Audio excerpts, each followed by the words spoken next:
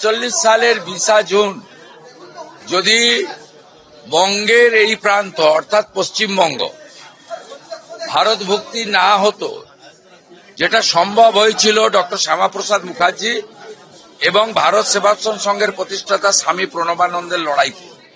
Finally আইনসভাতে doctor Shyamaprasad Mukherjee সহ 58 জন সনাতনী আইনসভার সদস্য ভোট দিয়ে ভারতভুক্তি করেছিলেন। তাহলে আজকে আপনি আমি কেউ এখানে দাঁড়িয়ে থাকতে পারতাম। আমাদের পরিণতিও আমাদের বাংলাদেশে থাকা ওই দেশের সংখ্যালঘু হিন্দুদের মতো হতো।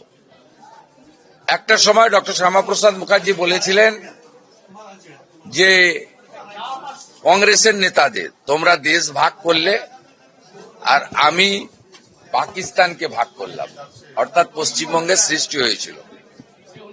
আমি নিশ্চিতভাবে ক্যাবিনেটে রাখবো, বিধানসভায় রাখবো।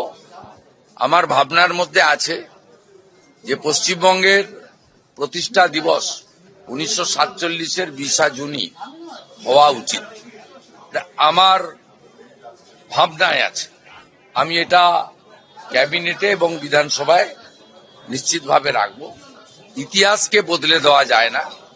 তাই আজকে যার বিচারধারার, যার প্রচেষ্টার মধ্য দিয়ে আমি মুখ্যমন্ত্রীর শপথ নিয়েছি, আমার সাথে সিনিয়র পলিটিশিয়ান মানিকতলার নির্বাচিত বিধায়ক তাপস রয় রয়েছেন, গত বিধানসভার চিফ হুইপ অপোজিশন রাজ্য বিজেপির অন্যতম নেতা ডক্টর শঙ্কর ঘোষ রয়েছেন, রাজ্য বিজেপির অন্যতম সহসভাপতি অত্যন্ত উচ্চশিক্ষিত প্রাক্তন সাংবাদিক সিউড়ি থেকে বিপুল ভোটে নির্বাচিত বিধায়ক জগন্নাথ চট্টোপাধ্যায় রয়েছেন এবং সর্বোপরি আমাদের দক্ষিণ কলকাতার তরুণ সভাপতি অনুপম ভট্টাচার্য রয়েছেন।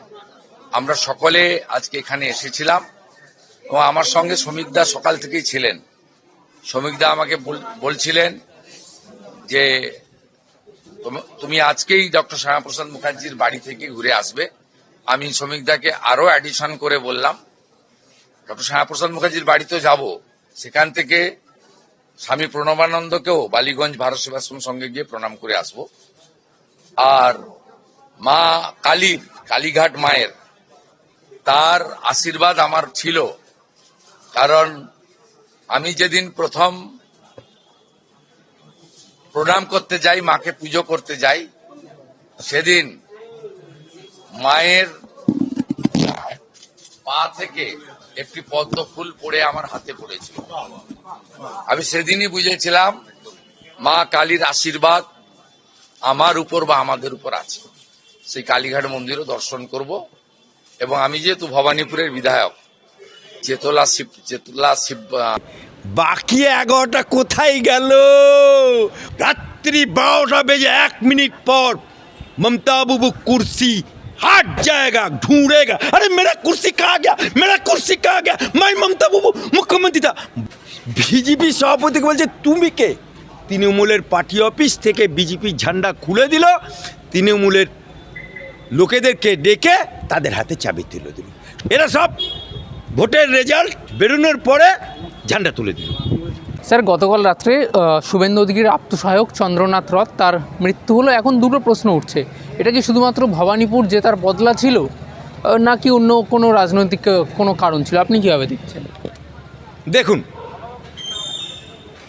ভারতীয় জনতা পার্টি জনগণের, পশ্চিম বাংলার জনগণের জনাদেশ পাওয়ার পর রাজ্য সভাপতি শ্রমিক ভট্টাচার্য পরিষ্কার ভাষায় বলে দিয়েছে যে কোনো বিজেপিকে কর্মীকে কোনো জায়গায় তৃণমূলের পার্টি অফিস থেকে আরম্ভ করে কোনো এমনকি বিজয় মিছিল করা যাবে না। কিন্তু খুব ইন্টারেস্টিং ম্যাটার হচ্ছে, বেলা 12টার পর হঠাৎ করে নবাগত বিজেপি আবির্ভাব হয়ে গেল। তারা কি আদৌ বিজেপি? তারা কি আদৌ আরএসএস? তারা কি আদৌ বিশ্ব হিন্দু পরিষদ? নো, তারা হচ্ছে তৃণমূলেরই, যারা খেতে পায়নি। তৃণমূলের দুটো গোষ্ঠী ছিল, এক দল ছিল লুটে পুটে খাচ্ছিল, আর এক দল লুটে পুটে খেতে পাচ্ছিল না। তারা বেলা 12টার পর গেরুয়া পাঞ্জাবি কিনে, গেরুয়া আবির কিনে, বিজেপি ঝান্ডা কাঁধে করে রে করে বাজারে নেমে গেল। তার প্রমাণ হাওড়াতে তৃণমূলের পার্টি অফিস দখল করে নিল। আমাদের কাছে খবর এলো হাইকোর্টে। আমরা দেন দেয়ার হাওড়া জেলার বিজেপি সভাপতিকে ফোন করলাম। দেন দেয়ার ওখানকার স্থানীয় বিজেপি নেতা ছুটে গেল। যারা বন্ধ করে জয় শ্রীরাম করছে, তাদেরকে বলছে তোমরা কে ভাই? বিজেপি সভাপতিকে বলছে তুমি কে? চিন্তা করুন, তুমি কে?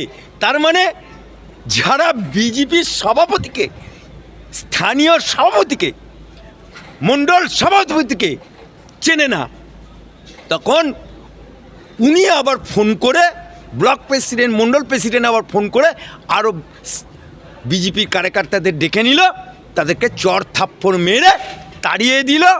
তৃণমূলের পার্টি অফিস থেকে বিজেপির ঝান্ডা খুলে দিল, তৃণমূলের লোকেদেরকে ডেকে তাদের হাতে চাবি তুলে দিল।